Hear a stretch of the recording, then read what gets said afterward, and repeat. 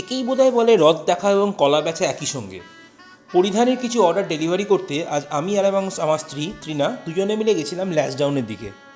তা অর্ডারটা ডেলিভারি করার পর আমাদের মনে হলো না, যখন এসে গেছি আর গড়িয়ার হাটের ঠিক কাছাকাছি আছি, তো কড়া ঠাকুরটি দেখেই যাই।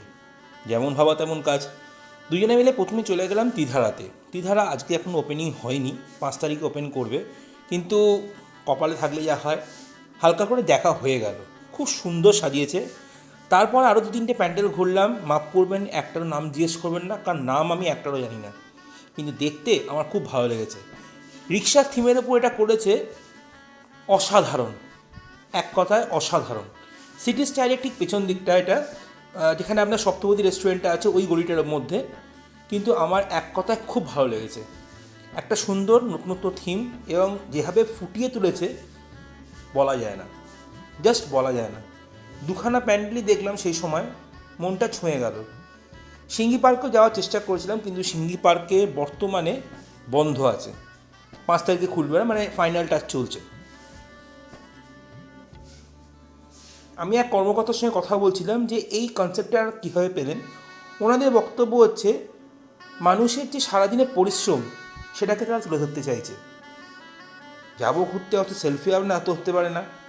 তো সেটা খাওয়ার পরে ভাবলাম, না, এত দূর যখন এসেছি একটু ফ্রেশও হয়নি, খিদেও পেয়েছিল, তাই ওখান থেকে আবার শরৎ বসুরে ঢুকে কেবিন 17 গিয়ে কিছুটা জলযোগ সারা হলো।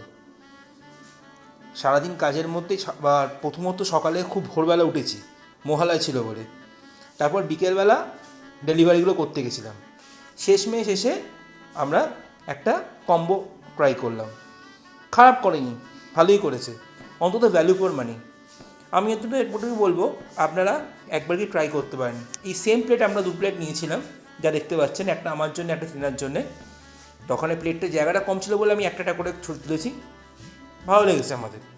অন্তত আমার লেডি শেফ যেখানে অ্যাপ্রুভ করেছে সেখানে তো আমি আর কোনো কথা বলবোই না, কারণ ডেফিনেটলি রান্নাটাও আমার থেকে ভালো বোঝে এবং সত্যি খাবারগুলো খেতে খুবই ভালো হয়েছিল। তা একবার ট্রাই করতে পারেন। ফেরার পথে ঠিক নিউ আলিপুরে ঠাকুরটা দেখলাম, এক কথা অপূর্ব।